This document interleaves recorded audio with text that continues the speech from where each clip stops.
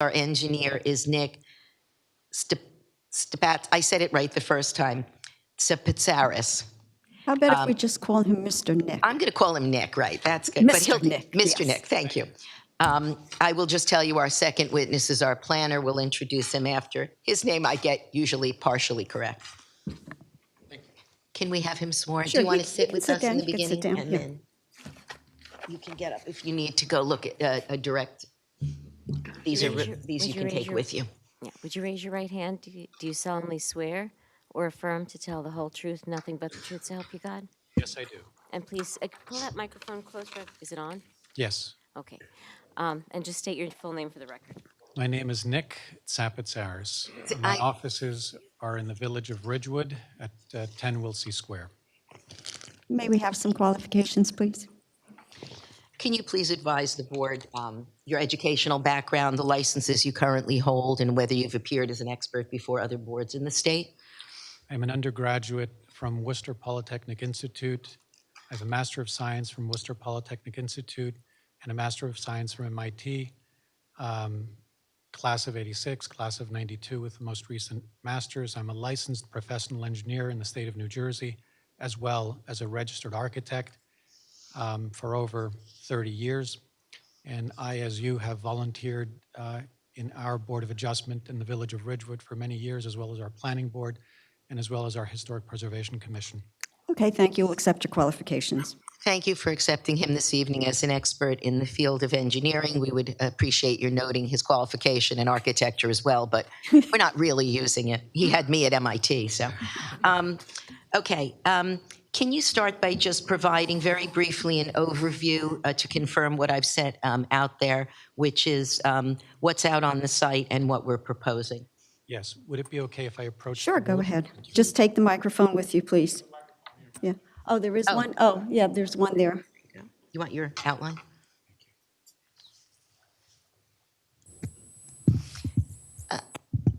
And Nick, the plan that you're referring to, is that the plan that was submitted to the board? Yes, it is. Okay, so this, if you could just identify, if you're referring to any page, just let us know what page you're looking at so the board can follow if they choose. I will. I'd like to begin with sheet EX101 that was submitted to you. It shows and it's dated October 18th, 2022. It shows the building on the right-hand side of the page, and it shows an existing condition of the property, which in the front is paved, and in the back it's gravel. And there is an area around which is green, okay? The property is located on National Road. And can you identify for the board the area that we're proposing to use for the standalone parking? Yes, if the board would like to refer to sheet SP101 dated October 18th, 2022, you will see a drawing that I've prepared and that my office has prepared showing that the proposed vehicle storage area is on the western portion of the property. As part of this design, there is no new impervious area. There is no typical engineering for grading or drainage. It is existing the way it is. There is a fence that's being installed along the southwest, north, and east part of the western part of the property to enclose the parking area alone. And Nick, I'm just going to stop you for a Yes. minute. At the present time, although we showed that on the plan, currently we are not proposing to add that. That would be one of the items that would be picked up on a future, unless it's an existing, if it shows as existing in portions, that will remain. correct. Okay, but we're not proposing new improvement. Is there an existing fence now? No. Okay, so that this would be part of a future site plan. For the use variance, if you can just show us the layout of the parking. Sure. Access would be at the existing access point. There's no new ingress or egress to the property. It's approximately on the center of the southern property line, both in and out at that location, the way it is right now. The vehicles would come in towards the left and occupy only the western portion of the property as I show on this drawing SP 101. Okay, and is This plan shows 103 parking spaces, and those were designed to accommodate which type of vehicle? An SU-30 vehicle, which is a box truck. Okay. And because there may be a mix of types, that is the maximum number of trucks that this site has been designed to accommodate. Is that accurate? That's correct. Okay. But because, as we indicated, there may be different types, just for the sake of determining whether the site could accommodate a mix of truck types being stored there, did you also do an evaluation to determine whether the site could accommodate tractor trailers, if those were the only trucks there, or tractor trailers and this type of box truck, if there was a combination of truck types on the site? Yes, we did. We All right. ran both of those options. Okay. And am I correct that any combination of those would yield a lesser number, but none that would exceed the 103 for the exclusively parked box trucks? That is correct. Okay. And when you made that examination, did you apply turning templates to determine under all scenarios whether the site could be safely maneuvered by any of those types of trucks? Yes, we did. All right. And did the results of that analysis demonstrate that tractor trailers could maneuver through the site and into the spaces? Absolutely. And the same thing with the smaller truck? Yes. And given the size of the WB60, I guess is the tractor trailer template or size, did that analysis and that evaluation also lead you to believe that any emergency vehicles that might have to enter the site and maneuver through the site could do so safely? Absolutely, yes. Okay. So would it be your testimony then that if the site were used in its current condition for parking and storage of vehicles, tractor trailers, box trucks, step van, whatever type of vehicle might be stored there, could be done safely, provided they did not exceed the 103 number that you had testified to? Yes. Right. That's what we have for direct at the moment. Okay, I'll go to the board. Does the board have any questions for Mr. Nick? Yes. Yeah, yes, Mr. Yes, DeVito. Madam Chair. The shaded portion on the parking area, that I believe is the concrete or the asphalt, That is correct. and it has striping now as well. No. So as a part of parking, I understand that you want to use the entire fence area as a parking lot or a storage for the vehicle. What kind of improvements you are proposing to do? Line striping to make the channelization obvious. On paved surface only or pea gravel as well? It's a good question. My drawings specify that the gravel area shall also be painted but maintained. It won't hold up as well, but there will be a delineation if the application is approved that vehicles can see where they need to go, but it's going to take upkeep to keep it temporarily visible. Okay, and you will have the bollards to protect any utilities there as well? Correct, yes. And the pea gravel, the wheel wash area in case the mud come out on the national road? The pavement it's good that the pavement is actually at the exit, so it'll collect most things. But again, the surface will be granular, which, much like a tracking pad, will collect any debris. But again, it takes maintenance. My drawing says it has to be maintained with a granular surface, avoid potholes, maintain the potholes, and keep it safe. So no debris would come on the national road with the truck? Yes. Okay. Thank you, Madam Chair. Any other questions for Mr. Nick? Moving along. Thank you. Okay. And we will say that we leave that to the board and your professionals, whether they want us to install bollards at the present time, or whether we leave it as is or stripe it, that is, we've shown it to you to show how it functions. Beyond that, we leave it to the board in terms of what they direct us if they feel comfortable providing the variance that we're requesting. Madam Chair, Yes, I was looking at you, Mr. Bignell. I have a lot of reasons why I like this application, but I don't believe it needs a site plan at this point because that's not what we're talking about. But I would like the fence to be installed, and I would be more than happy to go out and mark the location for the ballards if required, if they're not in adequate spots on the site plan. So I think if you do grant an approval, you should include that because it provides for safety. And what we're going to do is use these folks to maintain that property while it's in the redevelopment stages of development. Okay? Okay. Ms. Gonchar, okay? Thank you. As we said, we will be guided by the board. We are happy to use it as is. If the board or their consultants feel that it needs some attention, and that's a requirement, then we will be guided by the board. Our next witness is Paul Greigel. I've been practicing.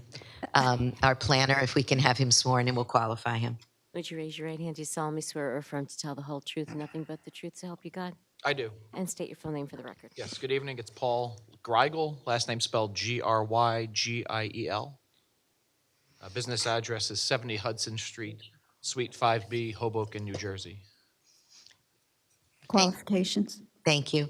Paul, can you please advise the board again of your educational background, any licenses that you hold in the state of New Jersey, and whether you represent boards and whether you've appeared before boards? Yes, I have a Bachelor of Arts in Urban Studies from Rutgers University in New Brunswick, a Master's of Regional Planning from the University of North Carolina at Chapel Hill.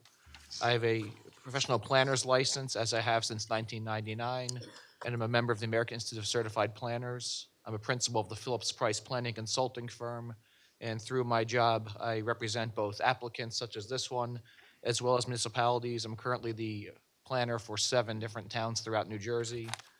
But I also represent applicants and have been accepted by this board and the Edison Planning Board and about 150 or so other boards throughout the state as an expert planner. Okay, thank you. We'll accept your qualifications. Thank you for accepting him as an expert in the field of planning. Paul, can you just confirm that you have reviewed the report that we received today from Bignell Planning Consultants, and that you've also reviewed the zoning ordinance, the master plan, and the area needs study with regard to this property? Yes, I've reviewed all of those documents. Okay. Let's discuss first the D1 use variance that you've heard me describe, and the fact that I made the statement that it's not a permitted use in the zone. Would you be kind enough to discuss with the board your analysis of the ordinance and what is or isn't permitted? Yes, so the property is located in the LI, Light Industrial Zone, which permits a wide range of non-residential uses, including offices, industrial, warehousing, certain recreation uses, and other types of non-residential facilities. I could go through the whole list, but suffice to say, there are many that are for large-scale buildings, which require parking both of regular vehicles as well as trucks. So the warehousing, distribution type facilities are permitted. However, what's not permitted is to have off-site parking of vehicles. So it's almost a technicality for the use variance that we're seeking, because if this were to be occupied by one user and have trucks, there'd be no issue. It would be very similar to what exists throughout the area along National Road. But because it's 2 separate entities, we technically do require a variance since it's not permitted.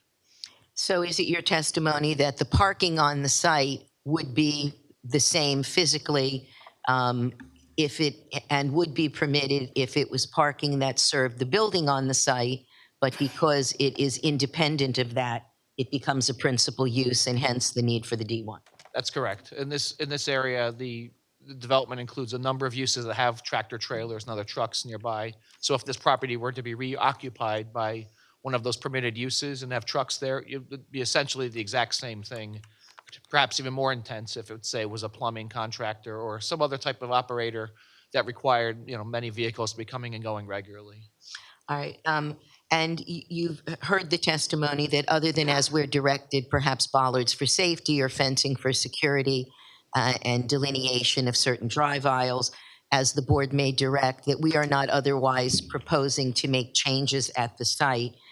Therefore, although we have identified that there may be design waivers that may have been granted historically or other nonconformities to the zone, we are not making changes that impact or alter that in terms of the building, the layout, the setbacks. That's correct. The current proposal is for using the property as is, other than the very limited changes just discussed in the record for fencing, that type of thing. All right, if you would please go through the proofs for the D1 variance, starting with the positive criteria and moving on. Yes, I think I can be relatively brief. This is a property that, as mentioned, is in the LI zone, but we technically need this use variance. I do believe the positive criteria is met in that the site is particularly suited to accommodate this type of facility. This includes because of the setting of an industrial area as well as the site itself. The fact that it is over 5 acres in size and already has been developed for industrial type uses and has an area that is flat and available for parking. And also the fact that it's surrounded by other industrial uses on a street with similar type of facilities. And for that matter, the street itself and Talmadge Road to which it exits both already accommodate truck and other vehicle traffic on a regular basis. And there are no residential uses in the immediate vicinity that would be impacted. Just briefly on the site itself, again, there's no changes being proposed, so we aren't adding any buffering or landscaping, but again, that's what's there today. If the site were to be reoccupied with any permitted use, you would have similar types of operations occurring. The big difference is that, as Mr. Bignell just noted, he took part of my testimony, the fact is we're trying to provide a temporary use that will be the bridge to the future redevelopment of the site. So right now, because there's not a redevelopment plan in place, it's not realistic to expect someone to invest in the property with a full-scale, site plan, new building, that type of thing, until the township comes up with direction for the property. So we are, though, on the other hand, improving the property, maintaining its viability, and maintaining it overall compared to existing conditions. So I think for those reasons, the positive criteria would be met, and we'd be furthering purposes of the municipal land use law. In particular, is one of the things that make it particularly suitable the fact that it is in this, unlike other properties in the same zone, it is in this, I'll call it a planning limbo, where we anticipate that there will be a redevelopment plan. There is not one yet, and yet there's been recognition that something is needed to upgrade or enhance or change the site. Correct. That's unique to this property, certainly. But this is a common practice in redevelopment in my practice throughout the state, that if you have a redevelopment area that doesn't have a plan in place, you can sometimes allow interim uses. And for that matter, even redevelopment plans sometimes allow interim uses to, again, give some viability to a property to help move it towards the eventual redevelopment. All right. And can you indicated that it does further some of the purposes of zoning under Section 2 of the land use law. Can you be a little more specific as to what purposes are being furthered? Yes. Purpose A, promoting the general health, safety, and welfare by maintaining and upgrading a site that is in need of redevelopment. Purpose G, providing sufficient space and appropriate locations for industrial and other uses. And purpose I, promoting a desirable visual environment. Again, maybe not in the short term, but long term, we are moving towards redeveloping the site and making it more aesthetically pleasing, certainly an improvement over existing conditions. And this helps to facilitate that ultimate goal. Yes. So All right. for those reasons, I think the positive criteria are met. All right. And then can you go through the negative criteria? Yes, I think we can be brief here because the first prong is there's no substantial detriment to the public good. In this case, given that it's an industrial zone with an industrial type operation on it, I don't believe there would be any substantial detrimental impacts. Again, we're looking to move the redevelopment forward, but it's difficult to invest in the property long-term without a plan in place. But in terms of potential impacts, this would be no different than if the property were reused or redeveloped for similar types of uses. And there'd be, I don't think, any substantial negative impacts on surrounding properties, on the road network, or any other, township operations or impacts in general. In fact, wouldn't this be having a use at the site rather than a vacant site in this interim period tend to reduce the likelihood of a detrimental impact in terms of a decline in the property or lack of maintenance? Yes, I think that certainly is a benefit. And that, again, it's the opposite of negative. We're looking to promote some positive improvement on this property and would be similar in terms of impacts to any other type of use. Again, because we have a technical variance, doesn't change the fact it's very similar to what's permitted. And then finally, with regard to the second prong of the negative criteria and the enhanced criteria under Medici, can we meet that standard for this temporary or interim use variance? Yes, I believe so. Again, for many of the same reasons I've said, I won't be repetitive, but again, it's a light industrial zone. The master plan designates this area and much of the surrounding area for light industrial uses. But there have been changes in the last 11 years since the master plan was reexamined. Even before COVID, there was modifications in the logistics business and e-commerce that have increased the need for facilities for shipping, for businesses such as FedEx, for those types of facilities. And the master plan and zoning haven't caught up necessarily. So we're providing something that fills a public need, provides for this type of use, again, in a setting where it makes sense. So I think that for those reasons, despite the fact we don't technically meet the ordinance requirements, we can reconcile this use being permitted on the property. That's what we have for direct. I don't know if you want us to go through Mr. Bignell's letter or anything, but we'll be directed by the board. Mr. Bignell, are you satisfied? Madam Anything Chair, else? Yes. just a couple of things that the board's going to move forward. Sure.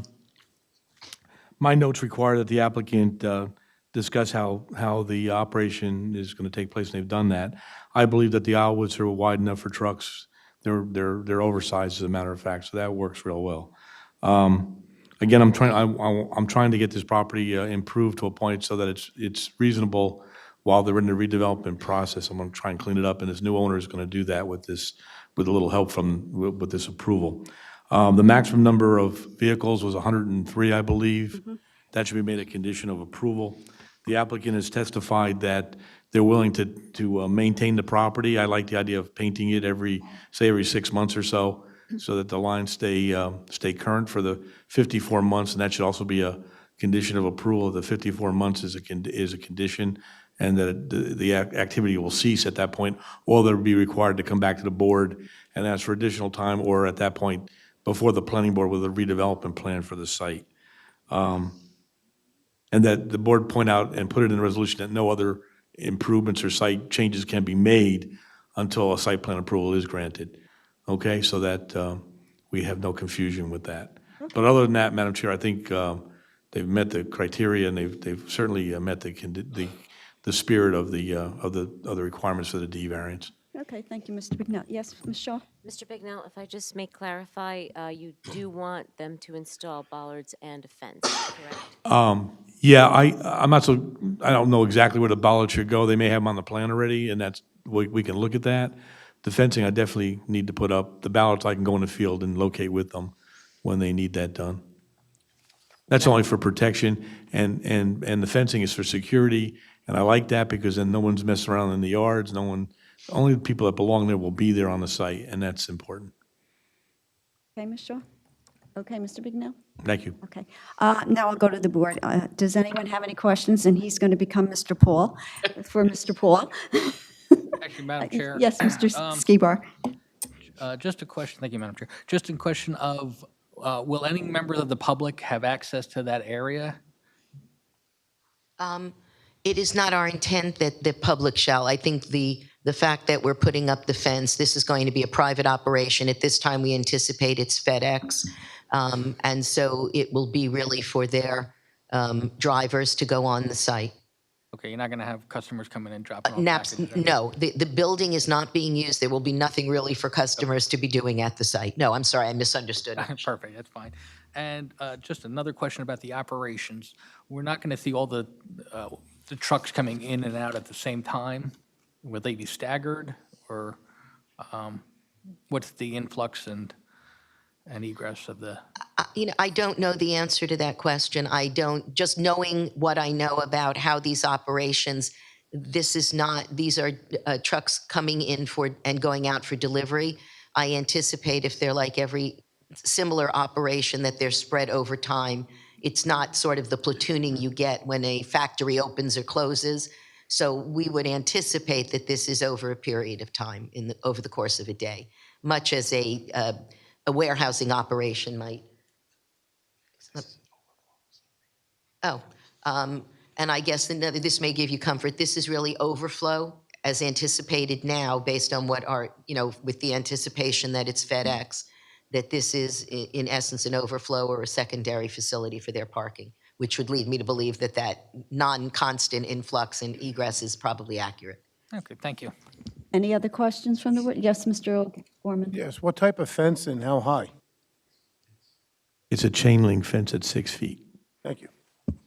Any other questions from the board? None.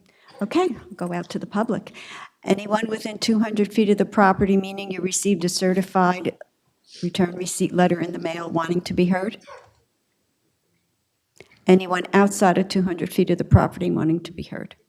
Yes, come on up. Before you start, Mr. Russomanno, unrelated to this, I've noticed that some people have come in after the beginning of the meeting. I don't know what you're here for, but if you are here for the last case, Old Post Road, it was carried to December 13th. It will not be heard this evening. I mean, you're welcome to stay, but if you're here for that and you don't want to stay, you don't have to. I'm sorry, go ahead, Mr. Russomanno. Anthony Rossomano, 14 Fairfax Road. I'm not gonna testify. My comment No, is. if you're making a comment, we're Yeah. still going to swear you in. Oh, okay. My right Raise your hand. right hand. Do you solemnly swear or affirm to tell the whole truth, nothing but the truth, so help you God? Yes. And you've stated your name and your address. so- Okay, Anthony Rossomano, 14 Fairfax Road. I think it's a wonderful application. I'd like to see it back on the tax rolls. There is one thing, as being previously the DPW director, I think it's important to know that the Public Works and sometimes the county has to go along that ditch. So if you put the fence, I'd suggest maybe leave room for a backhoe or an excavator. That's a very good suggestion. I'll make sure. Okay, very good. Okay, thank you, Mr. Russomanno. Anyone else outside of 200 feet of the property wanting to be heard? None? I'll close the case and I'm sorry. Do you want to be heard, sir? Come on up. You caught me just before I hit. Sir, would you raise your right hand? Do you solemnly swear or affirm to tell the whole truth, nothing but the truth, so help you God? I do. And please state your full name for the record and your address. If you could speak into the microphone, that would be Jack great. Smith, 18 Kenland Drive, Edison. Okay, what would you like to tell us, sir? This area that we're looking at right now, I'm not real familiar with it. Where is the egress to this area? Talmadge Road? Talmadge, yes. Talmadge. Only Talmadge, okay. Yeah, okay. Okay. Anyone else outside of 200 feet of the property wanting to be heard? Last call. Okay, I'll close the case and I'll go to the board, please, for a motion. Madam Chair? Yes, Mr. Conva. Madam Chair, I will make a motion to approve. I believe that the applicant has met all of the negative and positive criteria. The site is particularly well-suited for the use intended. It is not a detriment to the public good nor public safety. The applicant will agree to the following conditions. The site will be used for the storage of delivery vehicles for a period of 54 months. The use will be limited to a total of 103 trucks for storage. The applicant will agree to the installation of a 6-foot chain link fence and in coordination with Mr. Bignell to allow for room for an excavator or a backhoe for maintenance along the property. Also, the installation of bollards and gravel, which will be striped and maintained. This will be maintained throughout the approval period. No other approvals will be made until a site plan is approved. The applicant will also agree to the conditions set forth in the Bignell Planning Report, and they have also agreed to the Deputy Fire Chief's report. With regard to any items not mentioned above, the motion will incorporate all the testimony of the applicant, attorney, planners, engineers, members of the board, as well as incorporation of all conditions of what is to be done at the site as was testified to. I will Madam just- Chair? Yeah, I will just amend, this may be what you're saying, I'll just amend that Mr. Bignell suggests that the lines be painted every 6 months. Yes, Mr. Bignell? Okay, gotcha. Okay, we have a motion, an amendment. Do I have a second? Second. Okay, roll call, please, Cassandra? Mr. Skibar, Yes to the motion. Mr. O'Gorman, Yes to the motion. Mr. Patel, Yes in the motion. Mr. Dave, Yes on the motion. Mr. Siddhartha, Yes on the motion. Vice Chair Kumba, Yes on the motion. and Chairwoman Frederick. Yes on the motion. Thank you, Cassandra. Good evening, Ms. Gonchar. Thank you. Pleasure Thank you as for your usual. consideration. Okay, while we're switching cases, we're going to go into closed session for a couple minutes, and we'll be back. Madam Chair? Yes, Motion Mr. to go into Cutler? closed session. Yes, do I have a second? Second? All in favor? Aye. Thank you.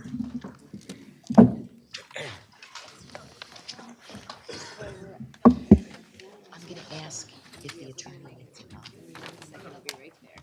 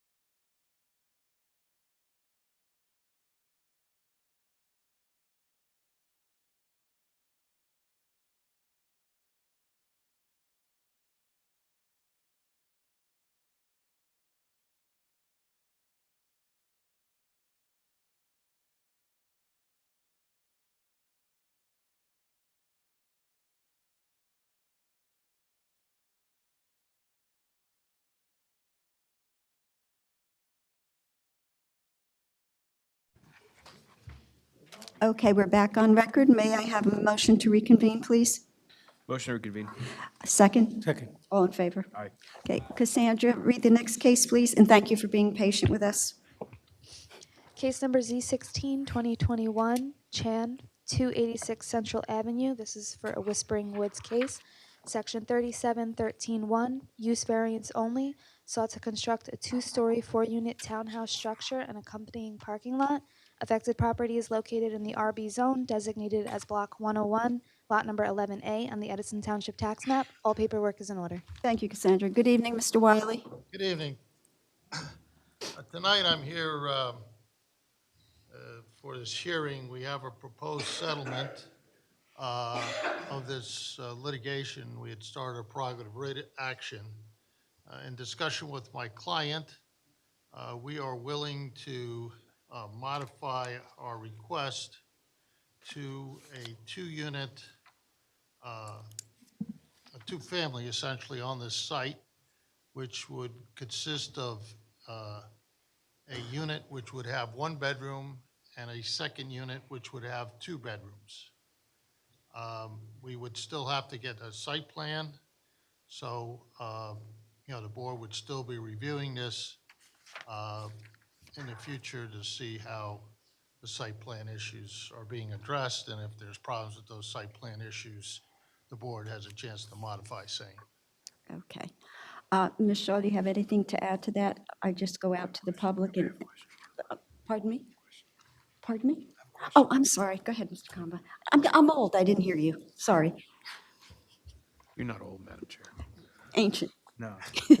Mr. Wiley, just to clarify your bedroom numbers, because I'm just looking at the agreement. So I know you said 2 bedrooms. 2 bedrooms for 1 unit. Okay. And 1 bedroom for the other unit. Okay. So if you're looking on page 2 of the settlement agreement, that's not what it says. So Yeah, that's an error. That's an error. Okay. It's not a 3-bedroom unit. It is. Okay. All right. So we can amend that? Yes, we're going to be amending that. If that's, it's a Yes. 2-bedroom on 1 unit. Correct, and a 1-bedroom on the other unit. For a total of 3 bedrooms.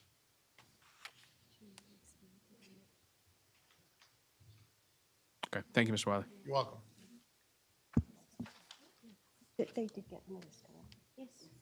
Okay, so now, Mr. Wiley, having said that, I will go out to the public. Anyone within 200 feet of the property, meaning anyone who received a certified mailing, wants to be heard at this point? All right, come on up, one at a time. Remember, I said 5 minutes apiece. We have a young lady that times it. I'll try. Okay. Dan Wait, Klein, Wait, 280, excuse Hold on, me, please. first, don't say you'll try, because all of. 282 Sir, Central. excuse me, I'm speaking. Go I said, ahead. I said, You're using time. but it's not your time yet. The young lady will start you when you start speaking. And I said, to be fair, it will be 5 minutes because everybody that has come before this board and all other matters are only entitled to 5 minutes. And it is fair that everyone just takes 5 minutes. So you will have 5 minutes. Sir, would you raise your right hand? Do you solemnly swear or affirm to tell the whole truth, nothing but the truth, so help you God? I do. And please state your full name for the record and provide your address. Daniel Klein, 282 Central Avenue, Edison, New Jersey, 08817. Okay, what would you like to tell us, Mr. Klein? Well, first off, what is the zoning for that block? I already know. I won't ask because you guys don't. It's single-family dwelling. Number 2, why? Were you here for the first meeting? Yes, Okay. of course, were you? Yes, Oh, you were, and you heard the arguments. So let me tell you what. Let's put a multifamily dwelling next to your house. Now, I'm sorry, I'll take that back. Now I'll go back to this. Let's see, 292 Central Avenue, disaster. There you go, multifamily dwelling. Somehow or another, you, the fake whatever, voted to allow that to happen. How, why, I don't know, but it happened. None of us were here when you voted for Tamaro contracting. And as a matter of fact, I want to know who contractors are for every property we don't get to approve. Tamaro. I want it investigated. Well, we're not. Number we're- one, we're all right, not- we're I'm not the- sorry, I defer. we're- I'm sorry, I defer, madam. All I'm saying is we're not the board to come to for that part of your You're right, but questions. you approved it without our permission. Next, this next one, this next disgusting thing. I live at 282 Central Avenue, and I walk with my dog every day and my granddaughter every day. You may not be able to think about that because you're probably, well, I ain't gonna talk about it, but traffic is bad in my spot already. We don't need not one family or two family or 12 family that happened behind our backs. It's a single family development. Zoning is zoning. Stick with zoning. If it's an exception, there should be a very good reason to make an exception, not because somebody's going to get paid to put brick up instead of vinyl siding. I forget that guy. That was his big concern, is there going to be brick instead of vinyl siding?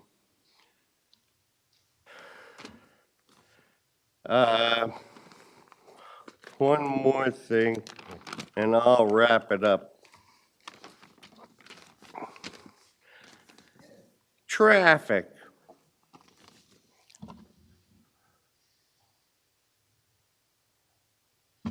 Tell me about the traffic study.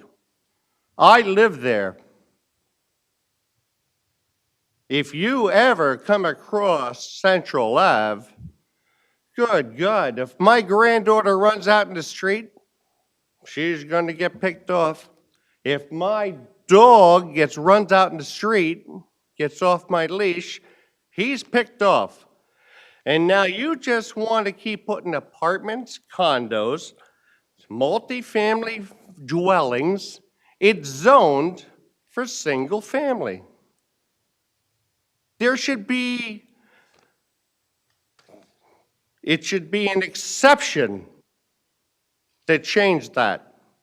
Where did that change? What is the exception? For God's sakes, they start with 8, they go down to 4, they lose that, and now you're down to 2?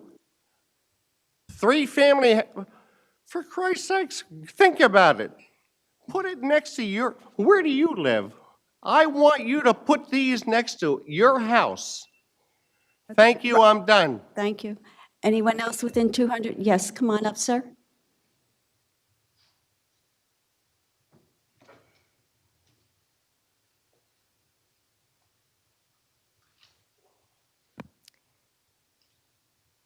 Sir, raise your right hand. Do you solemnly swear or affirm to tell the whole truth, nothing but the truth, so help you God? I do. And state your full name for the record, my name is- providing your address. I'm sorry. My name is David Bravo, and I live at 289 Central Avenue.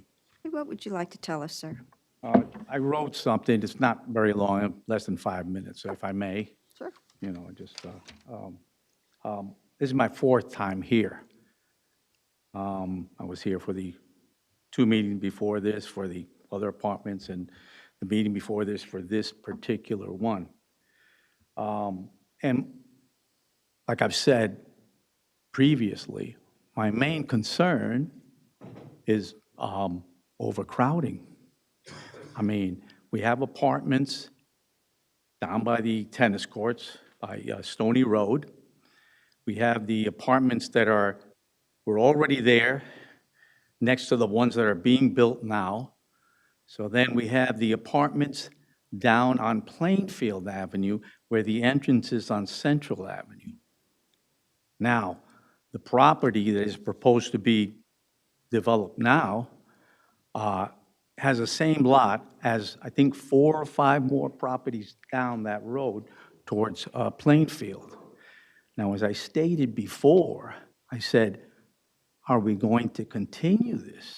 Because that's what I said the first time I came here with the Fox and Fox property. I said, you're going to allow this? Then what about the next one? Then what about all the others after that? It's overcrowding. I mean, we have a lot of traffic on that street now. I moved here 26 years ago from New York to get away from congestion. You know, I'm retired now. I'm on Social Security. It's kind of difficult for me to just pack up and leave. I mean, I like it here, but congestion's getting ridiculous. I mean, if we keep allowing this, there's going to be apartments all the way down to Plainfield Avenue. It's ridiculous. It's too much. It's just too much. I mean, you know, at some point, we have to stop. I mean, 2 families, and, you know, 3 families, 4. I mean, can you please help us? I mean, please. Okay, thank you, sir. Anyone else within 200 feet of the property wanting to be heard? Come on up.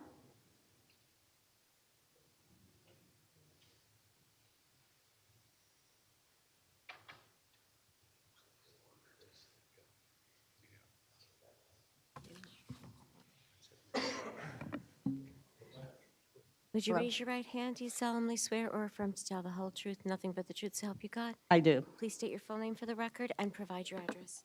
Karen Vornes, 284 Central Avenue, Edison, New Jersey, 08817. I'd like to say that I oppose the application for whether it's a 1-bedroom or a 2-unit, 2-bedroom unit. I live directly next door to the property, and I can attest to what goes on there now, and can only deem that it will get worse with a 2-unit being there. We've put up with quite a bit from the current residents, the prior residents that own the property. He did improvements inside and outside the house, kept the property well-maintained. Currently, we've seen grass that's been 2 feet high. I'm not lying. I have pictures. I'm sorry I didn't bring them with me, but there's rubbish around the property. There's broken doors on the house. There's broken windows and garage doors that are broken. They have a built-in swimming pool in the back, which I don't think has been used in 2 years. And it's like a green swamp, which we put up with the mosquitoes and the pests that come from the tall grass and the stink. And to have additional units put there would only mean a hindrance to the quality of life for my neighbors and for myself and my family. And also, again, I agree with what Dave and Dan have said, that the traffic on our street is horrendous. The speed bumps are a laugh.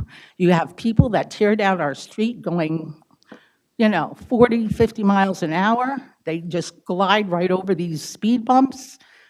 We have a lot of, I would say not a lot, but several other multifamily residents in our neighborhood, on our street. And the few that I have seen do not maintain their rentals.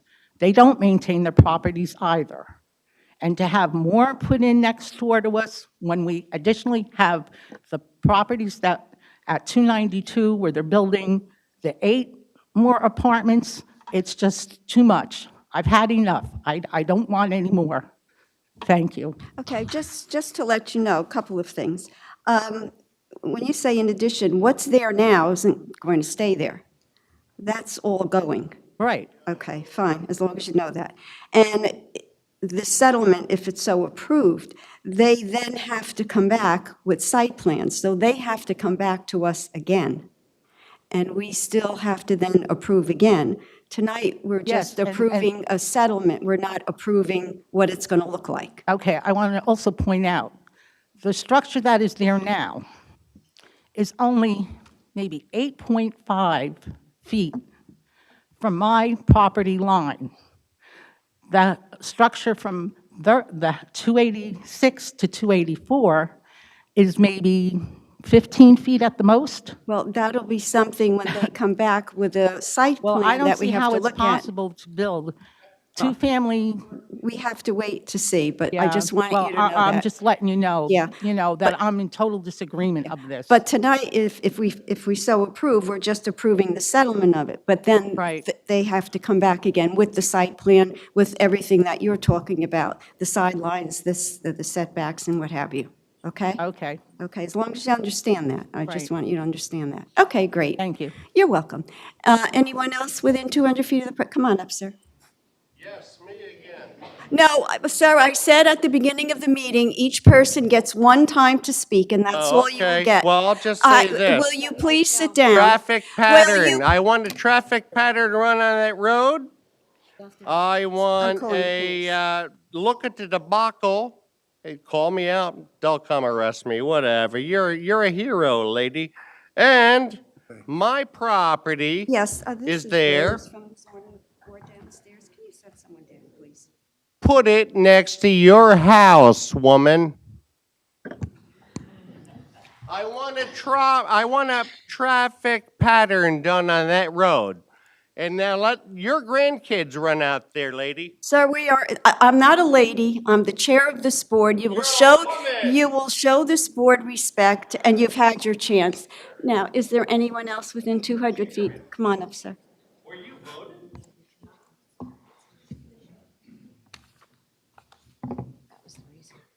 What? Oh, I thought you were talking to me. Sir, would you raise your right hand? Do you solemnly swear or affirm to tell the whole truth, nothing but the truth, so help you God?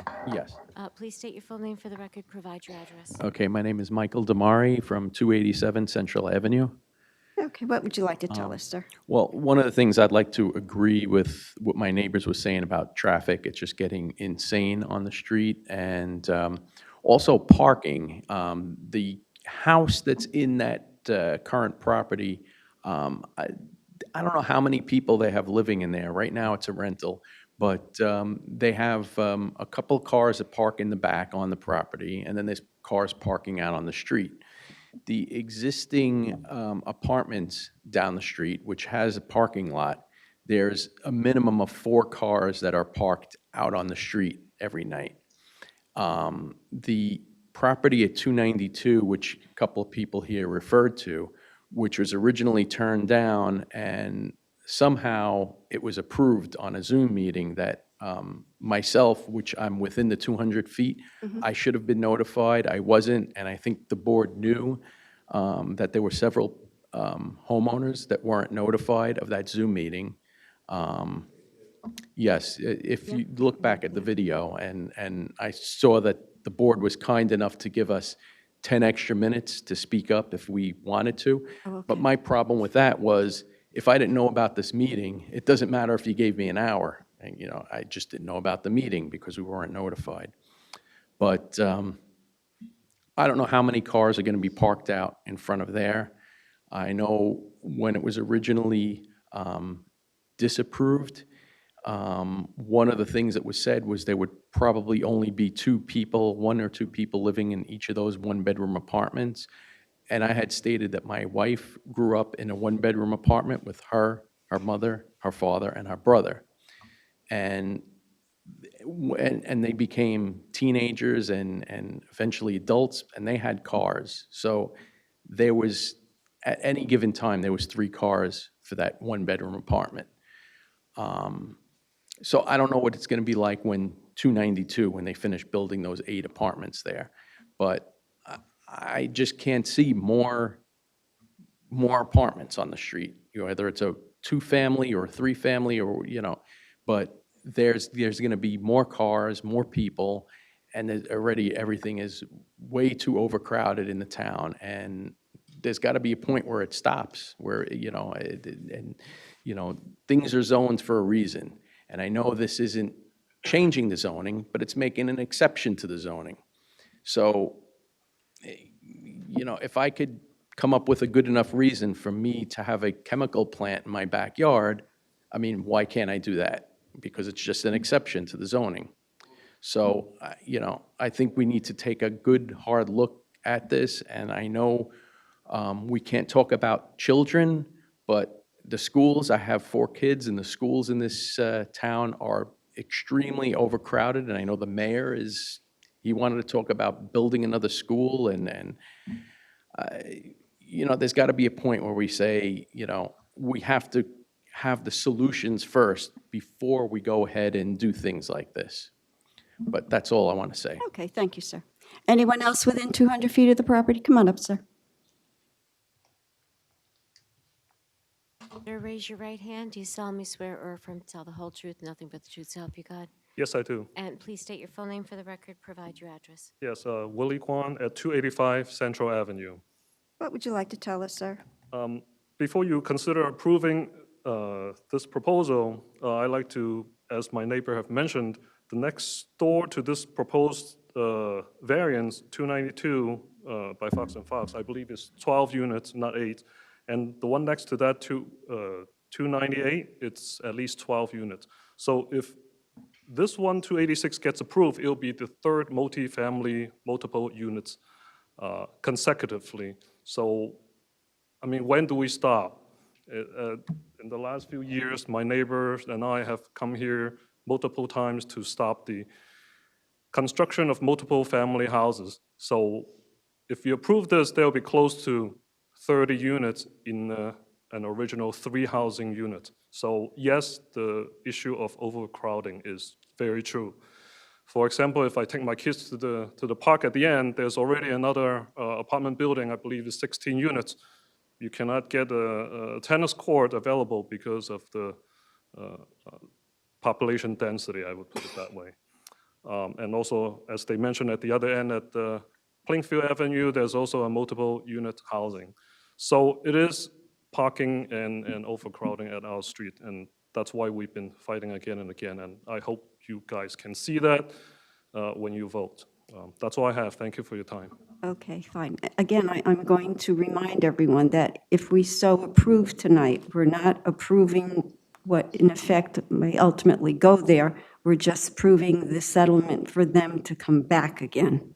So having said that, anyone else within 200 feet of the property wanting to be heard? You've had your one time, sir. Anyone else within 200 feet of the property wanting to be heard? Anyone else within 200 feet of the property wanting to be heard? Anyone outside of 200 feet of the property wanting to be heard? Okay, okay, I'll close the case, Mr. Wiley. I'll close to the public. Do I have a motion to close to the public, please? Pardon me? Yeah. Do I have a motion to close to the public? Motion to close public portion. Okay, fine, thank you. So, second? And we're going to take a 5-minute break, please. Do I have a second? All in favor? Second. I'm sorry, all in favor? Aye. Okay, thank you. We're going to take a 5-minute break, please.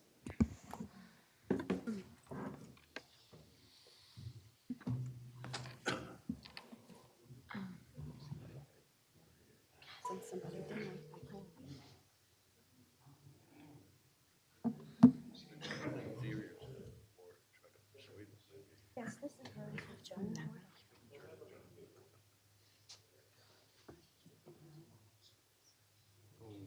We're down in just yeah.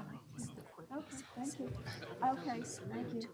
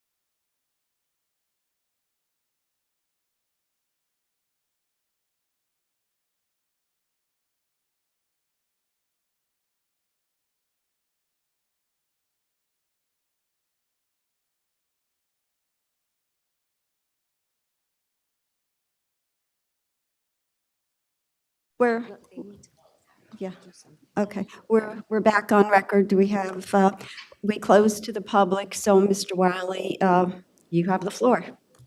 Thank you, Madam Chairman. And wait, excuse me, Mr. Wiley. The people who are here that have spoken on this, will you please listen to Mr. Wiley, because what he has to say is going to be important, okay? Go ahead, Mr. Wiley. This proposed settlement is settlement of litigation. The board has certainly a right to make votes and make determinations, but applicants who have property rights have the right to go to court and request a reversal of that action. And this proposed settlement is an outcome to try to reconcile the applicant's concerns and desires to reuse the property and the board's concerns about some of the issues raised by the public, which is they're concerned about density. 3 units, as this board well knows, is probably less than any of the new single-family houses that are being constructed in this town, which in my experience is at least 4 or 5 bedroom units. So, I think this settlement is an attempt for a compromise in which, in compromises, everybody has to give some. So my client is giving some, even though, the unit right next to him has 8 units. They have about half that property. That's why they came in with 4. But they're willing to compromise to bring it down to 2, and the board has to consider whether that is a reasonable compromise rather than taking the risk and the expense of continuing litigation between the board and my client. Okay. Does the board have any questions of Mr. Wiley at this point? So, Madam Chair. Yes, Mr. DeVay. What is the current use of the property at this time? It's currently used as a single family. How many people are living there? I do not know the answer to that question. Can you get me the answer? I could get the answer if it's relevant. Yes, it is, because it's a single-family house, trying to seek an approval for a 2-family house. You want to use what's the current usage of the house? Are you putting more dense population there with 2-family house, or are you currently using a 2 or 3-family house? Unfortunately, that would be speculation, right? I mean, we know that sometimes single-family houses have 7 people. You have your I client have 3 there. Can you bedrooms. answer That's the all question? Just a genuine question I'm asking. I believe it's a genuine question. I can't give you a definitive answer because I would have to look in a crystal ball. What is the use of the current? It's a single-family house. How many people are living there? I do not know.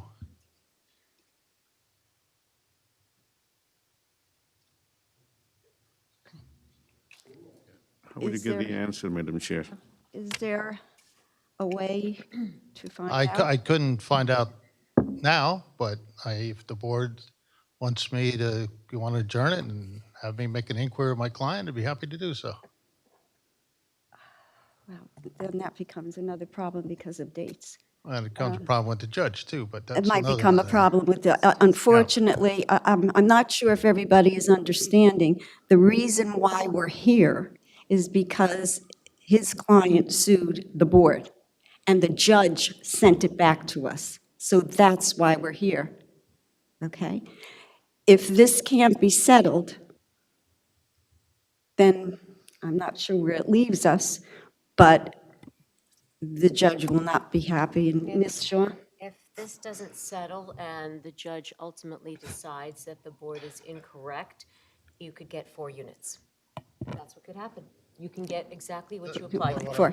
Correct. He can get exactly what he applied for, and instead, we're trying to minimize what he applied for by doing this settlement, and still him having to come back with site plans. Our hands are tied. I know you think it's funny, but our hands are tied. This is by the judge, by the Superior Court of the State of New Jersey in New Brunswick. So that's why we're here. Ms. Shaw? No, I think you might want to ask the board on Mr. Devendra's. Okay. Mr. DeVay's Well, let me say this. As I had said a couple of times, this evening, If we approve, we will be approving, quote, "the settlement," which gets us from the original 4 units, saying, okay, we'll accept the 2. But then they still have to come back with a whole new set of plans. You will be noticed again with the information. You can come to town hall again. You'll be able to review the plans, and we will have another meeting as to sidelines. I'm sure the pool will be out because there won't be any room for a pool, but there'll be another hearing where we'll talk about the sidelines, what it's going to look like. But as Ms. Shaw said, if we don't enter this settlement and the judge goes against us, you'll have 4 units. So our hands are tied. So this is what this is what we're faced with. I know you think we're horrible people, but this is what we're faced with because of a court decision made by a judge, okay? So having said that, does the board have any opinion as to Mr. DeVay's question as to how many people are living there at this point, how many units? Madam Chair, I just have a question for Yes, Ms. Shaw. Mr. Kamba, Ms. Shaw, yes. if we do not take action this evening, and we carried it, say, till our next meeting, so that Mr. DeVay can get his answer, would we then put the settlement agreement in limbo in terms of the judge? Mr. Wiley and I will have to request that the judge continue to carry this. At the moment, he is carrying the matter and has not This given hearing, us, yeah. to permit this hearing, as you knew it was scheduled for 29th. If you carry it to the next hearing, we're not going to hear any new testimony. It would just be the one answer, and it would be a vote. Cassandra, is that feasible?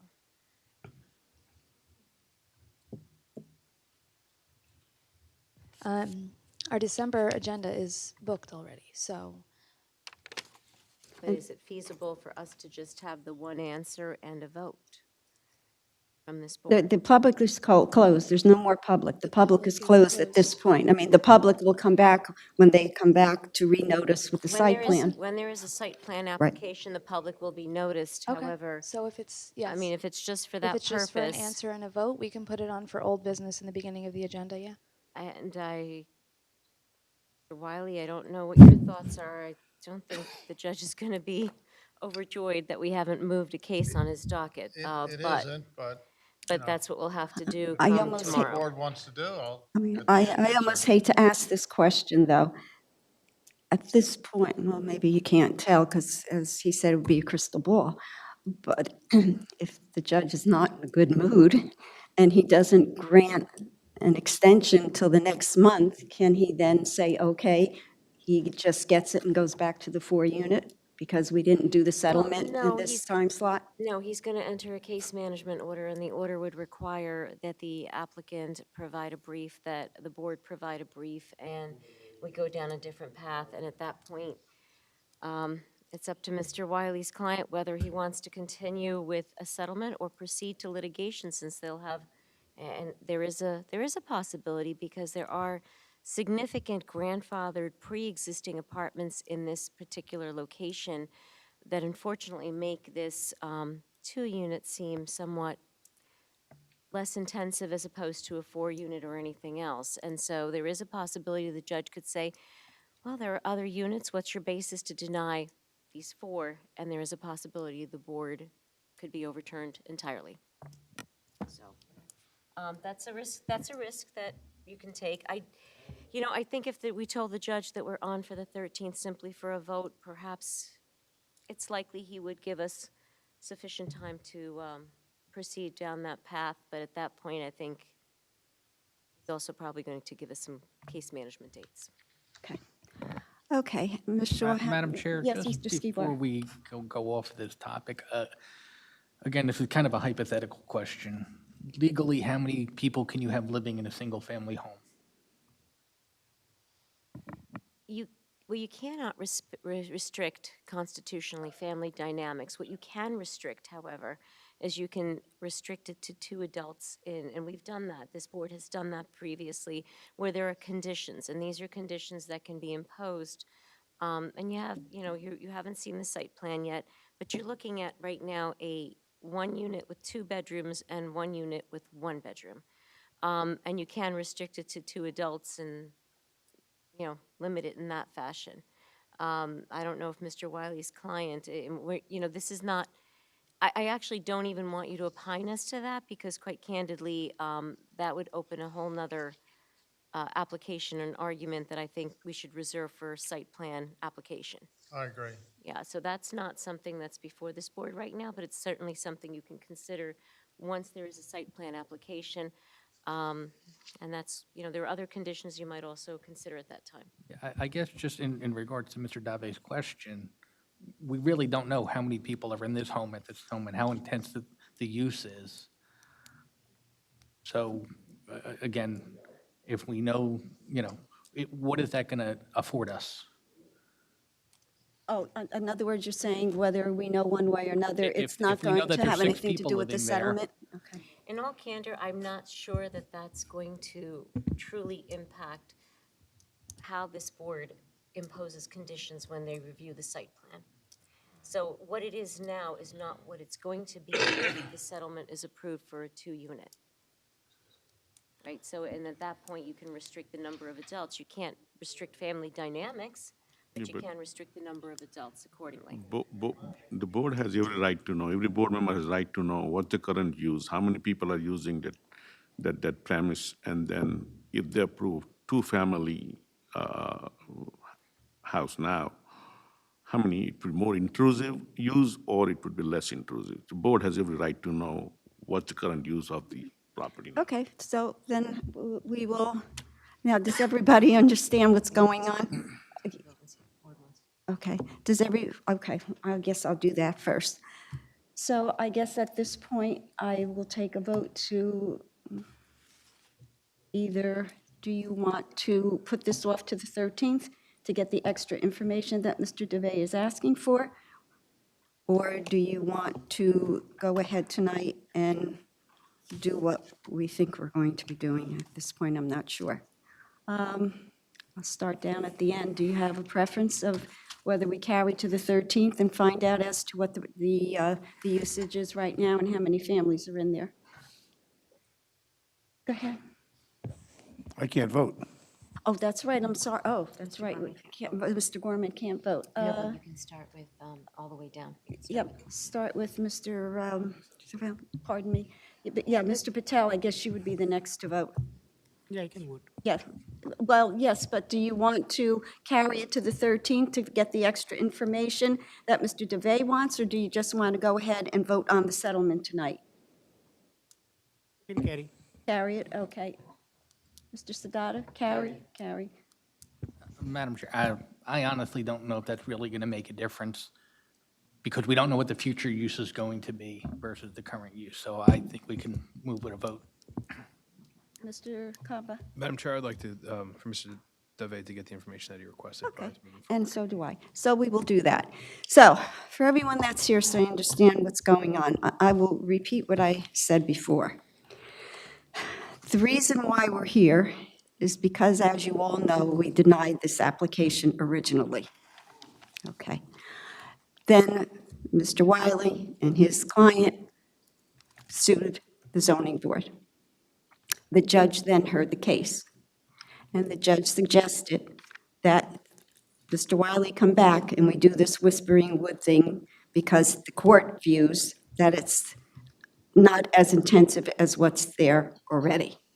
So we are faced with the situation is, if we so approve the settlement tonight, it is for the 2 units, and they still have to come back with all of the plans, the site plan and everything.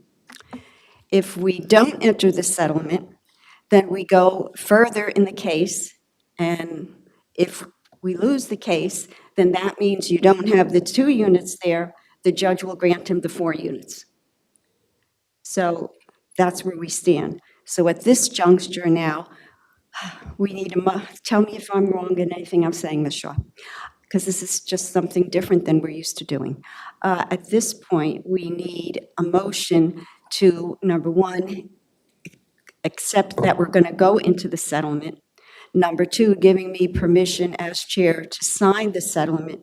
And number 3, having Mr. Wiley come back with a full site plan application. Am I correct, Ms. Shaw? Did I leave anything Well, out? I think the board does not wish, my understanding is the board does Oh, not wish that's to right, vote tonight. tonight, oh my God, I'm Yes, so the board confused, yeah. wants, the Do board I- just needs to yeah, make a motion yeah. to carry this Yeah, matter to the 13th. yeah, I'm sorry, yeah. To hold on, to continue the Whispering Woods hearing. Yeah, correct, I just got. For additional information, no new That's it. testimony, and just that. Correct, I just got caught up in everything that's going on. So that's, sorry, I just wanted you to understand what's going on.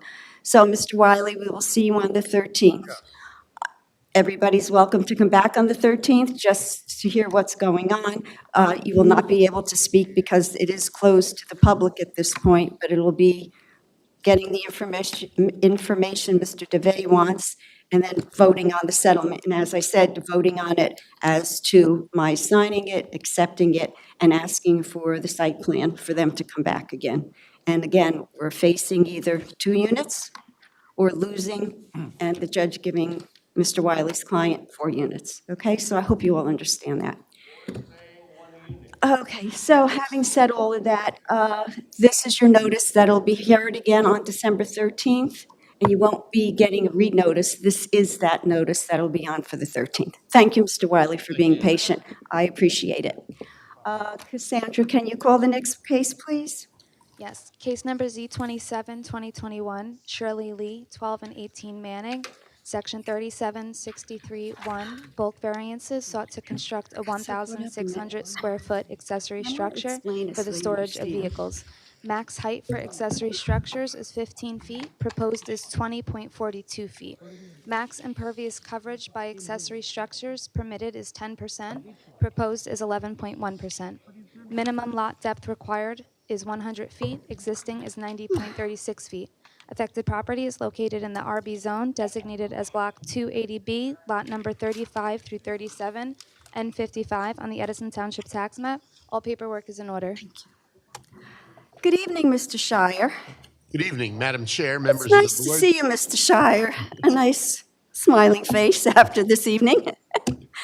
The floor is yours. Madam Chair, members of the board, my name is Bernard Shire with the firm of Convery and Shire, representing Shirley Lee and Sharon Williams with regard to an application for an accessory building. In essence, it's for a detached garage. Originally, this application was filed requiring multiple variances, I believe 6, including a use variance.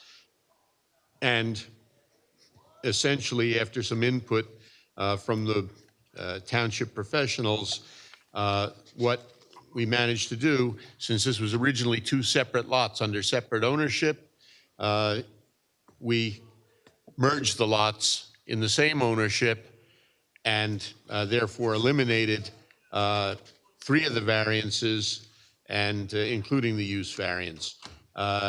What we have is property that's known as 12 and 18 Manning Street, Block 280.2, and it's all now under Lot 35.01. Present use is a single-family home and an accessory building. The proposal is the single-family home will remain, and we're going to construct an accessory building, in essence, a garage. The reason the applicant is doing this is because he collects cars and wants to have an indoor storage for his vintage cars. Rather than keeping them out on the street or out in the open on the lot, frankly, he could, if they wanted to, they could have just built another single-family house on the vacant lot. Instead, they're combining it, and they'd like to have the detached garage. The variances are lot depth, which is existing. It requires 100 feet. We've got 90.36 feet. Maximum impervious by an accessory building is allowed 10%. We're down to 11.1%, which is de minimis. The maximum height for an accessory building is 15 feet. We're at 20.42 feet, and Mr. Fletcher can testify as to the reason for the height extension. Unless there are any preliminary questions from the board, I have Dawn Rusomano Santana here to testify related to the Lees, and Paul Fletcher as an engineer and planner. Okay, why don't you bring the applicant up, Mr. Shire? Okay, Dawn?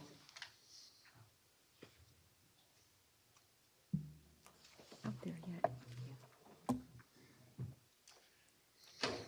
Would you raise your right hand? Do you solemnly swear to tell the truth, the whole truth, and nothing but the truth to help you God? Yes, And just state your full name for the record. Dawn Santana. Dawn, what is your relationship to Mark and Shirley Lee? They're my in-laws. Okay, and now this property is located at 12 and 18 Manning Street, Yes. and what is on the property now? Right now, it's just an empty lot where we park the accessory cars that we have.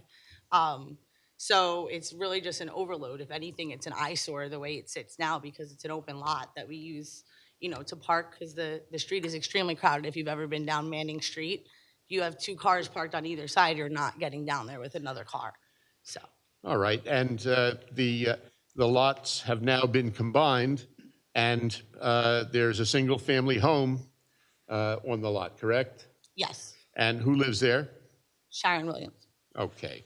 Now, the proposal is for the single-family home to remain and simply construct an accessory building for the vintage cars, correct? Yes. All right. And this will avoid the necessity of parking any cars out in the open or on the street? Yeah, most importantly, even in the last few months, there's been 5 Cadillac converters stolen right on that street, and about 23 cases total in Edison. So it's extremely, pertinent to us to keep our vehicles as safe as possible. We have cameras on all the lots on the streets. We've done as much as we can to protect it. So ideally, we would like to be able to store the cars in a garage, alleviate the street. It would be better for plowing. It would be better for us to go down, but most importantly, to keep our vehicles safe. We insure them, we pay for them. So we'd like to have safekeeping for them. And these are all privately owned vehicles by the applicant. There's not going to be any commercial use whatsoever on this property. Absolutely not. There's no commercial vehicles. All of our vehicles are registered. They are insured. There's no commercial use at all for it, just simply storage. I have no other questions. Does the board have any questions for the applicant? Yes, Yes, Madam Mr. Chair. Dubey. The whole purpose of this garage is going to be just strictly storing the vehicle. Yes, storing multiple vehicles. No business running from this garage. Absolutely not. No, my Strictly- father-in-law is retired and sitting lovely in his retirement. We just want to be able to, Strictly parking garage. just strictly a parking garage. Right, thank you. Yes, Mr. Skibar? Will the cars be worked on in the garage or just for storage? I mean, he has the ability to detail them or clean them. Like he has classic cars such as like a Nova, a Chevy 64 truck. So I would say that they can be worked on and upkept within there. Right now, we're paying storage in a storage unit to store them, which is another monthly expense as opposed to a lot that we already have that we're not getting the use of. Just not going to become a repair garage, that's all. No, absolutely not. Thank you. Any other questions? Yes, go ahead, Mr. Jabbar. Will this garage be climate controlled? Yes, It will be? yes. That's in all of the plans. Okay. Any other questions? Moving forward, Mr. Shire? Yes, call Mr. Fletcher.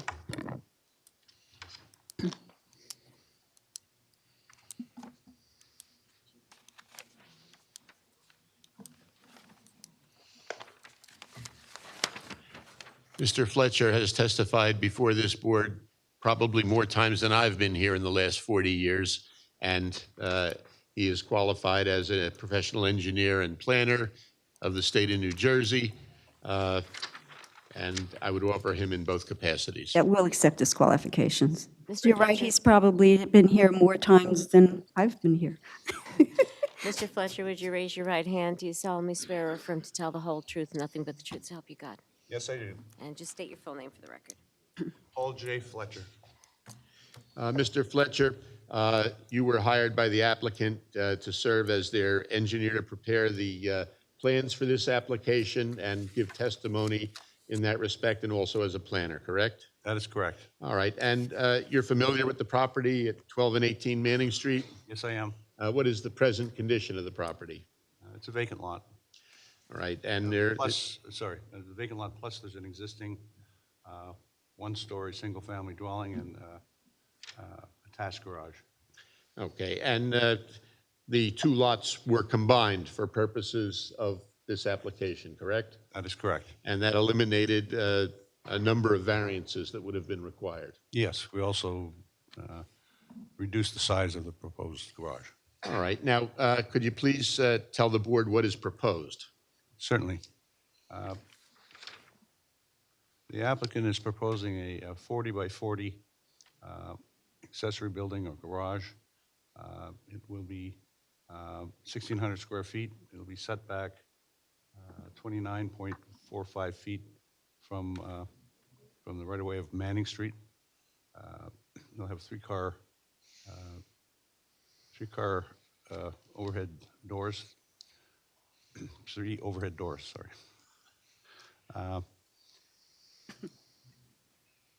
It will have a 36-foot wide driveway to access the building. It is, Mr. Shire has mentioned in the applicant, it will function as an accessory building strictly for the storage of the owner's vehicles. Right, now, there are 3 variances that are required, mostly due to the fact that it's an accessory building as opposed to an attached garage. There are limitations on the maximum impervious by an accessory building for 10% in this zone, and we're proposing 11.1%, correct? That is correct, and in my mind, that's a de minimis exception to the... All right, and the existing lot depth is 90.36 feet. We can't change that. The requirement in the zone is 100 feet, correct? That is correct, an existing condition that can't be changed. Right, and the maximum height for an accessory building, once again, because it's detached from the house, is 15 feet. We're asking for 20.42 feet, correct? That is correct. And what is the reason for that? Well, if we were to have a flat roof, we could be under 15 feet. However, because of the snow loads, we need a pitched roof so that the rain and snow can melt and leave the roof, and also have the structural strength to hold it. We're at a minimum slope of 3 on 12, and that's what's causing the variance that's being requested at 20.42 feet versus the 15 feet for an accessory structure. I would point out that a primary structure, you're allowed 32 feet. Right, so essentially, that's a safety consideration in addition to any others, correct? That's correct. All right, can these variances be granted without any substantial detriment to the public good and without any substantial impairment of the zone plan and zoning ordinance? In my opinion, yes, they can. And certainly, a detached garage is a permitted use what zone are we in, by the way? We're in the RB zone. And that is a permitted use in the RB zone, correct? Correct. And it's your understanding this is solely for private use by the property owners and not for any commercial purpose whatsoever? That's correct. I have no other questions of Mr. Fletcher. Okay, thank you, Mr. Shar. I'll go to the board. Does the board have any questions for Mr. Fletcher? Mr. Conba? Thank you, Madam Chair. Good evening, Mr. Fletcher. Good evening. Mr. Fletcher, for the area around the garage, the surface, are you looking to do grass or landscaping, or what's the? It'll be grass. Be grass, okay. All right, so it'd be the asphalt driveway, and then it'll be grass surface around the perimeter of the property. Yeah, there's no intention to be parking cars on the lot, only in the garage. Okay, excellent. Thank you, sir. Any other questions for Mr. Fletcher? None? Okay. Anything else, Mr. Shar? That's the applicant's case. Okay, I'll Chair. go out to the public. Anyone within 200 feet of the property wanting to be heard? Meaning you received a notice in the mail? Yeah, come on up, sir. Sir, would you raise your right hand? Do you solemnly swear or affirm to tell the whole truth, nothing but the truth, so help you God? I do. And please state your full name for the record, providing your address. Robert Longy, 19 Westervelt Avenue, Edison, New Jersey. What would you like to tell us, sir? Your Honor, my property, where I live, directly abuts the property that the or the applicant wishes to build. Okay, so right now, the vacant lot, which, right, Correct. okay. Okay, and I just really actually have some questions. I've gone over the site plan, and that lot is 6,400 square foot.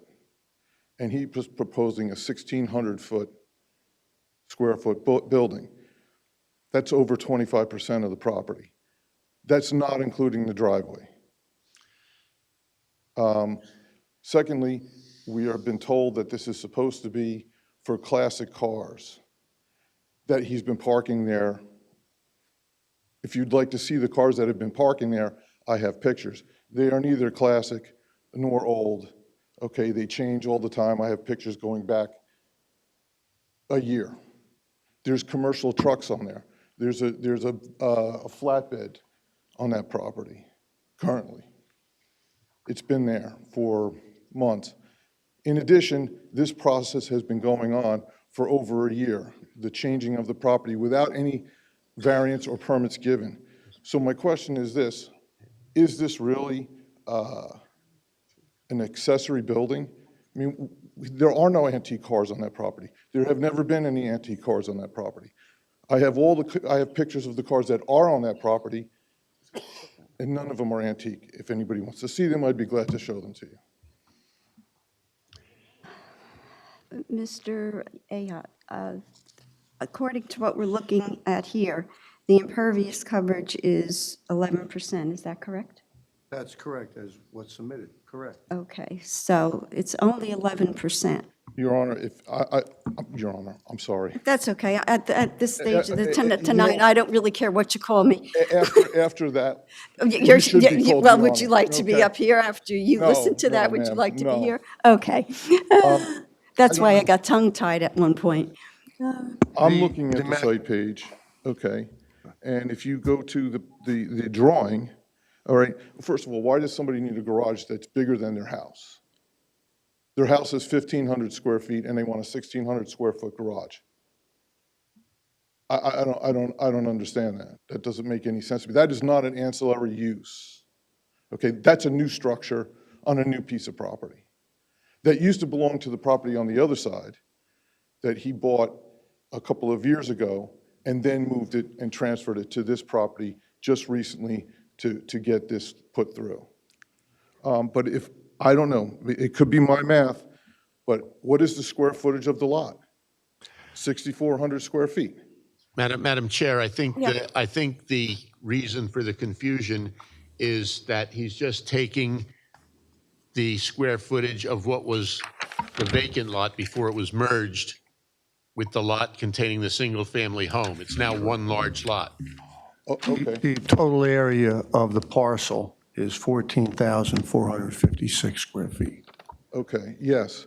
But if you do that, then you have to add in the square footage of the already existing building to that building according to the statute, and then it still comes out to about 23% of the total, the total property will be 23% covered by impervious. This garage is an accessory to the principal structure, which is the single-family home. So it cannot exceed 10% of the total area of 14,000. Let me answer. It cannot exceed 10% of 14,456. Okay, well, that's not how I read the zoning ordinance. If you are combining the property into one property, okay, and you're adding an ancillary building, okay, then the total can still only be a certain percentage, and this exceeds that percentage. Okay, because now if you add that together, 14,000 square feet, we now have between the house and the garage, 3,146 feet, okay? That's not including the impervious driveway that we're adding to the new garage, and it comes out to about, well, 23% of the property would be 3,300 square feet. Mr. Ayotte, I'm looking at you. You're the zoning officer. No, that's not correct. Proposed is 21% of the total area. That may be. That's what they're proposing, but that's not what the numbers are. The numbers are the numbers. The numbers are If you have Well, it's- you'd have to do- 14,456 square feet. You take the garage, not including the impervious driveway, and the square footage of the house, that's 3,146 feet. Math says that is over 20%. It's almost 20, it's close to 23%. It can be over 20%, it can't be over 23%. I said it's total. almost, it's over 20%. And I said it was about, it's a little less than 23%. 23% is 3,300 square feet. There's 23 isn't even here. Yes, Mr. Ayon, I'm No. sorry. I'm going to defer to the engineer. Yeah, somebody has to give us correct numbers, because what we're looking at, and They're allowed 23%, correct, for the total coverage, for the driveway, the house, the accessory structure. No, that actually does not include the driveway. Let me see. If you add Hold the on a second. impervious, the driveway, it's actually 43%. this is what the By notice my said. calculations. This is Because what the driveway, the garage and driveway is 2,700 square feet. You're allowed 40% if you're going to include the pavement. You're allowed 40%. But we're at 43%. Okay. Number one. And that's, and I'm still getting to understand how a garage, You're not at 40, I don't know where you're getting these numbers. You're not at 43%. if, You're at if, 39%. if, Wait, excuse All me. right, let's- Hold it, let- wait, excuse me, Mr. Longo, Mr. Longy. Maybe I think what we ought to do is take another 5-minute break. And I think between Mr. Fletcher Let them- and Mr. Ayotte and yourself, Mr. Longy, just get the numbers, so the numbers are correct on the record, so we know exactly what we're talking about. So we'll take another 5-minute break, please. And that's good, I could.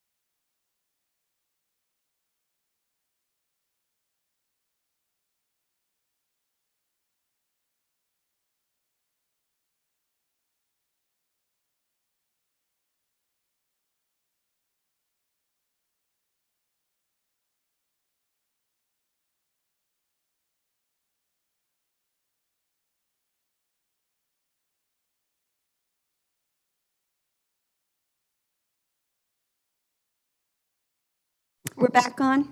Okay, we're back on the record? Okay, so Mr. Ayotte, Yes. what are we talking about now so we can get everything straight? It's what is submitted by the engineer of record are the correct figures, as I see it, and we Okay. just sat down. Okay, It's so basically, 21% of the maximum lot area, and it's 39% of the maximum lot coverage for all impervious. okay, so, What is submitted is correct. and we don't need a By- variance for that, only for what is on the agenda? For what's submitted, you do need a, Right, Yeah. for what's on the agenda? Yes. Okay. Okay, so the numbers are correct, sir, so what else? Just, well, in terms of the damage to the other people who live around there, the other neighbors are here, I'll just speak to me. I don't want to be looking at a 20-foot corrugated building. And just to be certain, I want to make sure, so we have it on the record that this is not going to be a commercial garage? Because Yes. the other garage is. If we so approve, we will approve it with that condition, that limitation. Okay. And then once that's of record, I just it still can want to be know how this enforced. is an ancillary use to a 1,500 square foot The house. zoning officer has determined that, and he's determined that in accordance with the ordinances, so it is what they say it I is. understand. I don't I'm know. just building a record. Yep. Because Okay. to Okay. proceed further from here, but Yep. if any Okay. of these other, but thank you. You're welcome. Thank Thank you. Thank you for being patient. Anyone else within 200? Yes, come on up, sir. Sir, would you raise your right hand? Do you solemnly swear or affirm to tell the whole Yes, truth? I do. Hold on. To tell the whole truth, nothing but the truth, so help you God. I do. Please state your full name for the record and Yeah, provide. my name is hold on, Mohammed. hold on. My name is Mohammed Buyen. Wait a minute, she Sir, has to finish what she has to say. It has to be on the record correctly. Hold on. Okay. We have a reporter taking down everything, so only one of us can speak at a time. So please state your full name for the record and provide your address. My name is Mohammed Buyen. My address is 2783 Woodbridge Avenue, Edison. Okay, what would you like to tell us, sir? Actually, I'm front of him. Okay. Then next plot his plot. My question is, if he need a garage, why he need a 1,500 square feet garage? And I know him very closely because he's my neighbor. I have a good relation with him. He never gonna tell me and he gonna make a big garage here for commercial purpose. He has so many car coming, and he fixes so many car, and a lot of traffic coming. I'm not accept same kind of commercial garage, and he use business purpose. Okay, I know you've said that, and again, if we so approve, one of the conditions will be that it will be not for commercial purposes, which means if there are commercial purposes and the town finds out about it, the zoning officer can go and place a citation and fine them. So that will be one of the things, if we so approve, that will be on record. Okay, Okay, I have you understand that? I have to say another thing also. This property was 6,400 square feet. Now two join together and make a 1,400. Yes, you're allowed to do Has that. a one house, old house, that property. Other, the 6,000 feet has a old house. Then he add and make a 1,400 and make a 1,500 garage. I don't understand. Unfortunately, he's only here for certain variances, and, I mean, when you own a piece of property, you can't tell a person what to do with their Now property. you are gonna add to the zone 14,000 square feet, but this is not gonna 1,400 square feet. This is gonna 6,400 square feet. Other has an old house. How you are gonna approve for 6,400 square feet, 1,500 square feet house? I have no idea. If you are not gonna believe me, send somebody an investigation. But I don't understand this property. It's only 1,600. We're only talking about 1,600 square feet, right? For the 40 by- garage. For the garage, 40 by 40. Yes. Okay, all right. It's just 40 by 40. We're only talking about the garage. The house at this point is not part of this application. Correct. So we're just talking about the garage, and that's 40 by 40, which is 1,600 feet. The lot is 14,000 square feet. I don't understand. This is one zone before. Now, maybe you, I don't know, you are maybe going to add for 2 zone, 1,400 square feet, 14,000 square feet right now? No, the people have to submit an application to the tax assessor, and it can be co-joined to be one block and lot. So it was separate before, now it's one parcel. Okay, One I unit understand, by I parcel, understand. which becomes I 14,000. understand, but you are no 1,400 square feet has a one old home. Again, the house is not part of this application. I know everybody is talking about the house. This house, it's not part of the The only application. thing, yes, the only thing you have to talk about is the garage. Believe me, I am seriously affected. If he make a garage, I'm gonna face problem, big problem I face. Because Okay. my home is front of this plot. I'm gonna Woodbridge Avenue, then gonna Main Street. Okay, I have kids, I face big problem. okay, okay, you'll see Okay, however thank the you. board votes, okay. Yeah. Okay, anyone else? I have really been a little lenient on 5 minutes. Anyone else within 200 feet of the property wanting to be heard? Ma'am, you got a notice in the mail? Yes. Okay. Raise your right hand. Do you solemnly swear or affirm to tell the whole truth, nothing but the truth, so help you God? I do. Please state your full name for the record. Provide your address. Esther Ruth Wells, 19 Manning Street, Edison, New Jersey, Okay. 08817. What would you like to tell us, please? Well, honestly. You're next door. Yes, I Okay. am neighbors with the Lees and very good people. I truly believe that it would be a great opportunity and an idea to install the garage in that lot because there is a lot of cars that they do own and are registered, like they said. And it is enough cars that could fill up one side of the street. And also the street itself is a two-way street, and I believe it is just very narrow, just for both two-way cars coming from both opposite sides. If they was to come down at the same time, it would not work if they was to have cars parked out on the street. So I believe the garage would be a perfect opportunity and idea to be put in that lot. Okay, great, thank you. Thank you. Mr. Shire, question, how many cars fits in this garage? I don't know if you know, Mr. Fletcher knows? Six cars will fit Six in the cars. garage. Okay, fine. Anyone else within 200 feet of the property wanting to be heard? Come on up. Sir, raise your right hand. Do you solemnly swear or affirm to tell the whole truth, nothing but the truth, so help you God? Yes. Please state your full name for the record and provide your address. Speak into the microphone if you could. Sure. Can you hear me okay? Okay, thank you. Good evening, Madam Chairwoman and Board. My name is Stephen Blair, and I am at 29 Westerville Avenue. I am directly behind the lease as far as their main residence. And for me, again, I'm within the 200 feet of there. I know it's a vacant lot really at this point, and as they said, they do put vehicles and so forth there. And it's not the ideal situation, I know, for them. As far as the type of cars that they have, I know Mark is a car buff. All their cars are not there. Obviously, if you have certain types of cars, you don't want to leave them on the street. So they pay money to store cars off-site.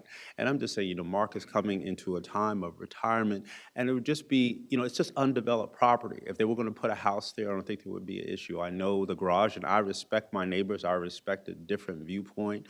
But I just want to tell you something within the 5 minutes. My wife and I moved there probably about 5.5 years ago. And prior to that, we were living in a townhome community. And the big advantage of being in a townhome is that you don't have to do any yard work. Well, obviously when I moved there, Culture shock. Yeah, it was a shock. I had to buy a lawnmower, had to buy this, had to buy that. But one day I was coming home, and we have a large set of hedges that runs to multiple properties, that goes behind Mark's property and goes to my property and a couple of neighbors down. And I was coming home one day, and of course, Mark and his son were just going ahead to just cut and trim the hedges. And I really felt like God put the thought in my head just to ask him, like, whose hedges are those? And he said, it's your hedges. And they had been cutting my hedges the whole time, had never said anything.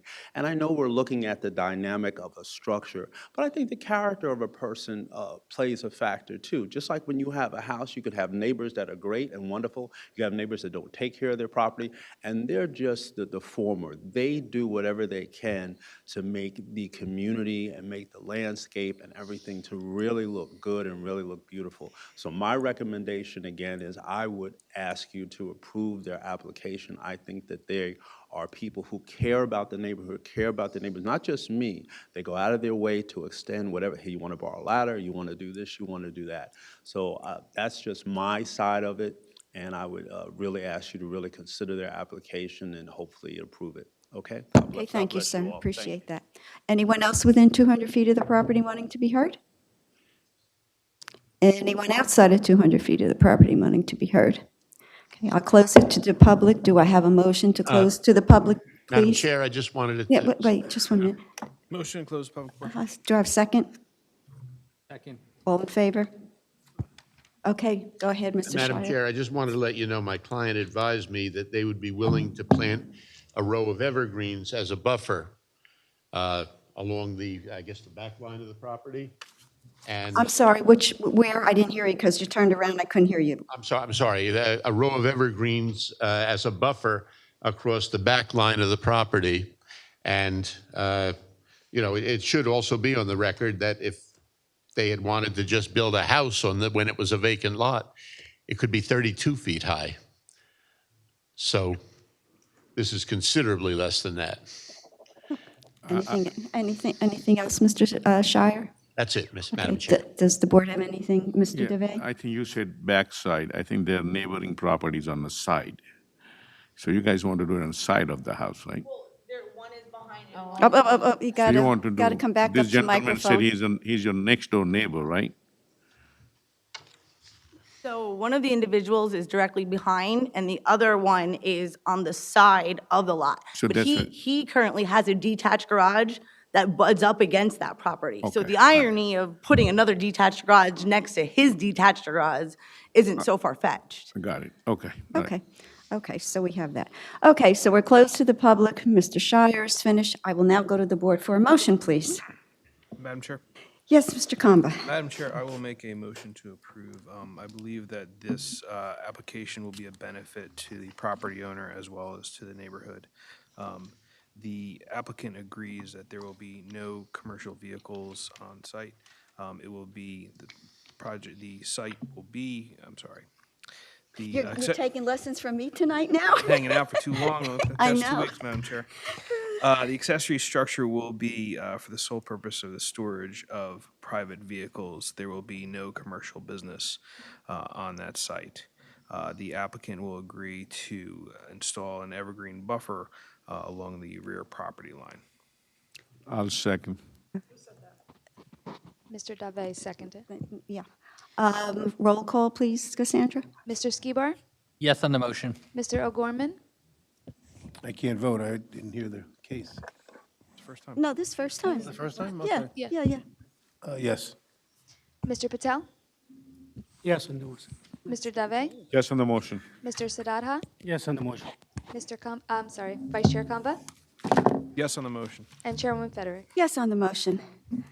Thank you, Mr. Shire. Thank you very much. everyone, for being patient. Really appreciate it. I know it's been a long night, and we're still going yet. We have a resolution, Cassandra? Yes, we have one resolution to be adopted. There are two members who should not be voting on this resolution. Mr. Dave and Mr. Siddhartha were not present, so please do not vote on the resolution. The resolution to be adopted is case number Z30, 2022, Belford, granted. Okay, do I have a motion to approve? Motion to approve. Do I have a second? Second. Do I have an approval from everyone except the people who are excluded? Aye. Okay. Aye. No objections? Okay. Next motion, gentlemen? Motion to adjourn? All in favor? Aye. Thank you. Good evening, everyone. Stay safe. See everyone in December. See how easy it is to get home? $5 and one guy's gonna. Yeah,